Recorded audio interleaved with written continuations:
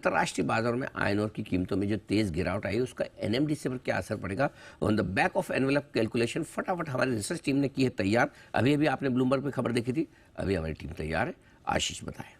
Sir 5% की गिरावट है, जैसा कि आप थोड़ी देर पहले बता भी रहे थे कि अंतर्राष्ट्रीय बाजार में चाइना में देखें तो वहाँ पर कीमतें घट रही है, सिंगापुर में देखें तो वहाँ पर कीमतें घट रही हैं और इसके पीछे का कारण ये कि मांग थोड़ी सी कमज़ोर नज़र आ रही है।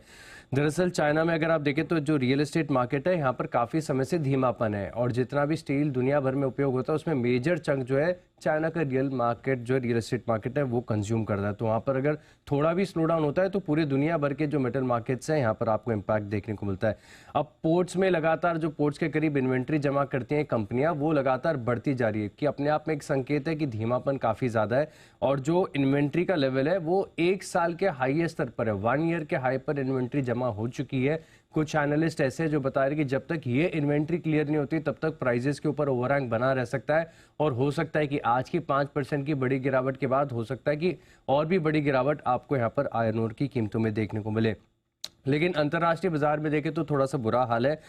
एनएमडीसी अगर आप देखें तो कंपैरेटिवली थोड़े से बेटर ऑफ है। पहला कारण ये कि कंपनी सीधे तौर पर अगर आप देखें तो एक्सपोर्ट नहीं करती है। एक्सपोर्ट इसके लिए नहीं करती है क्योंकि 68% जो आयरन कंटेंट से ऊपर का जो आयरन ओर होता है इसके ऊपर 30% की ड्यूटी लगती है, पोर्ट के चार्जेस होते हैं, फ्रेट चार्जेस होते हैं और रॉयल्टी होते हैं और ये सब मिलाकर अगर आप देखें तो एक्सपोर्ट वायबल नहीं होते। पिछले कॉन्कॉल में भी अगर आप देखें तो मैनेजमेंट ने सीधे तौर पर बताया कि हम एक्सपोर्ट करें, इससे बेहतर रियलाइजेशन हमें डोमेस्टिक मार्केट पर मिल रहे हैं, मांग को लेकर भी कोई कंसर्न नहीं है तो फिर हम एक्सपोर्ट करना ही क्यों चाहते हैं, पहली बात। दूसरी बात अगर आप देखें तो कंपनी की तरफ से कीमतों में कोई भी सिंक नहीं है। थोड़ा सेंटिमेंटल इम्पैक्ट जरूर होता है, इसे मना नहीं कर सकते, लेकिन कंपनी जैसे कि आयरन ओर के फ्यूचर्स ट्रेडेड है ऐसे तौर पर अगर आप देखें तो एनएमडीसी की तरफ से इतनी जल्दी प्राइस चेंज अनाउंस नहीं होते। फेब में इन्होंने अनाउंस किया था, अब अवेटेड है, देखना होगा कि अंतर्राष्ट्रीय बाजार में गिरावट के बाद क्या एनएमडीसी भी अपनी कीमतें घटाता है कि नहीं, ये क्लोजली मॉनिटर्ड रहेगा। लेकिन फिलहाल के लिए अगर आप देखें तो मांग को लेकर दुनिया भर में कंसर्न्स है। एनएमडीसी कंसर्न्स हैं जनरली। जैन साहब आपकी लिस्ट में मैंने जेम स्टॉक में कभी कोई ऐसा मेटल माइनिंग वाला स्टॉक कम देखा है, मतलब है ना। क्या क्या क्या आपका व्यू है इस पर? ये एनएमडीसी वगैरह के लिए जो खबर आ रही है 5-6% प्राइसेस जो घटी है आयरन ओर की अंतर्राष्ट्रीय बाजारों में, कैसे देखते हैं?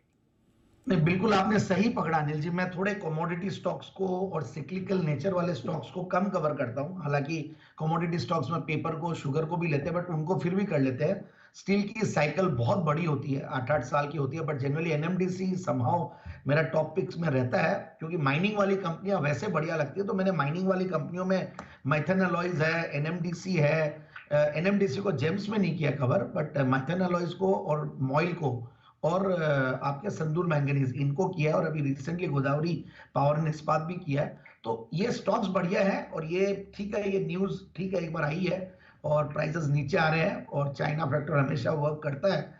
बट देन मेटल्स में, प्योर मेटल्स की बजाय माइनिंग एंड मेटल अगर दोनों जिनके पास कैप्टिव माइंस हो उन कंपनियों पे ध्यान देना चाहिए। और आपने सही पकड़ा अनिल जी, इन स्टॉक्स को मैं थोड़ा कम कवर करता हूं जनरली भी, बट यस माइनिंग स्टॉक्स पे फिर भी मुझे हमेशा बढ़िया वो रहता है क्योंकि माइनिंग स्टॉक्स आगे पीछे अगर कहीं भी अगर फिनिश प्राइसेस बढ़ेंगी फिनिश प्रोडक्ट्स के, तो माइनिंग स्टॉक्स को फायदा मिलेगा ही मिलेगा।